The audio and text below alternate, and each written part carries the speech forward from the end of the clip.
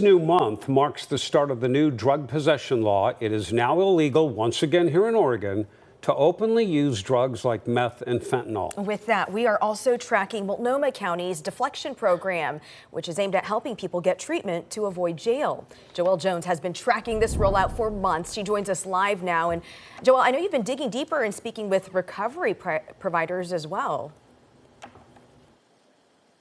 Yeah, that's right, Jeff, Liz. Although House Bill 4002 went into effect yesterday morning, we saw open drug use running rampant out here in Old Town. This is where we met up with 4D Recovery as they work to connect a woman to services instead of jail. Now, she didn't want to go on camera, but she told me she's hopeful about this next step. This as others living out here on the streets say they are less confident in this program.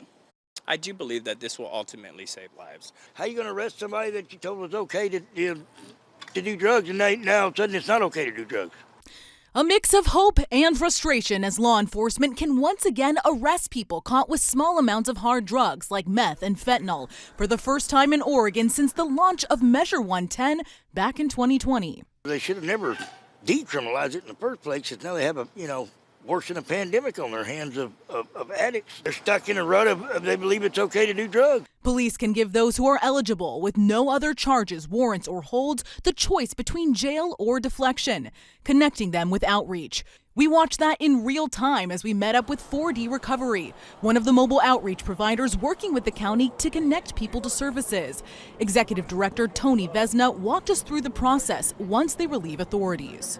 Look, drugs are illegal again. People are getting pushed towards treatment. You're participating in a deflection program. You got to get a recovery plan and follow through with it. What are you willing to do? After developing a plan, Vesna says the person has 30 days to engage with that service and follow up with the county to successfully complete deflection. We watched a woman accept her plan today, who Vesna says he met in recovery years ago. She's already participating in treatment, still using some other drugs, understands recovery, wants to get back re-engaged fully, and so we're going to be working with her on a plan to do that. She is one of 4 people 4D Recovery has engaged with since the launch of deflection Sunday morning. Using data from Gresham and Portland Police only, since Sunday morning, 6 people were arrested for drug possession. 1 was cited and 2 qualified for deflection and accepted services. But starting over the holiday weekend, Vesna says the biggest challenge has been a lack of immediate access to services, telling us the woman we saw was unable to get connected today as all of the services were closed.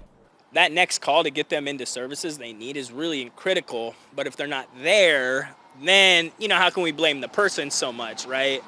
And so that's the biggest issue, is we don't have enough residential, detox, recovery housing, sober living beds.